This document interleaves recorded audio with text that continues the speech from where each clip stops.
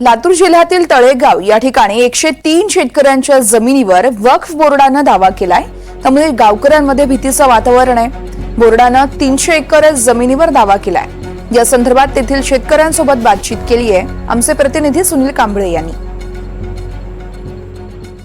लातूर जिल्ह्यातल्या अहमदपूर तालुक्यातील तळेगाव येथील 103 शेतकऱ्यांना आता वक्फ बोर्डाच्या आहेत ज्या नोटीस आहेत ते नोटीस आलेल्या आहेत। वडिलोपार्जित ज्या जी शेतकरी आहेत जे कसत होते त्यांना आता वक्फ बोर्डाकडून जे आहे ते नोटीस आले। जवळपास 300 एकर वरती वक्फ बोर्डाने जो आहे तो दावा केलेला आहे। त्या संदर्भात नोटीस दिलेल्या आहेत। आपल्यासोबत गावकरी आहेत। आपण जर पाहिलं तर गावकऱ्यांमध्ये भीतीचं सध्या जे आहे ते वातावरण सध्या पाहायला मिळते। आपल्यासोबत गावकरी आहेत। मला सांगा काय नोटीस आले तुम्हाला वक्फ बोर्डाकडून आणि कधी आले?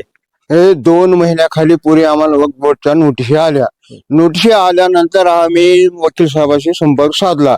त्यांनी वकालत दाखल करून घेतले। 2 महिने झालं ते पेशात चालू आहेत।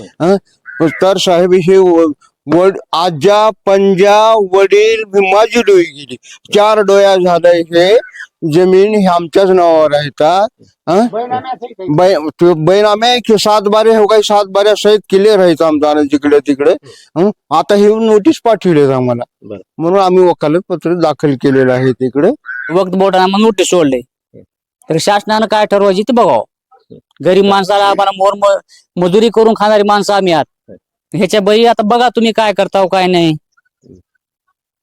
काय शासनाकडे काय मागणी असणार आहे? शासनाकडे आम्हाला आम्हाला न्याय द्यावा। शासनाने न्याय वक्फ बोर्डचा जे आहे ते शासनाने आम्हाला न्याय द्यावा याचा। एकूण जर पाहिलं तर आपण या अहमदपूर तालुक्यामधल्या तळेगाव या ठिकाणी आहोत आणि इथल्या शेतकऱ्यांमध्ये या वक्फ बोर्डाच्या नोटीसमुळे जे आहे आता भीतीचं वातावरण निर्माण झालेलं आहे आणि शासनानं आता काहीतरी तोडगा काढला पाहिजे या सर्व प्रकरणावरती, असं गावकऱ्यांचं म्हणणं आहे।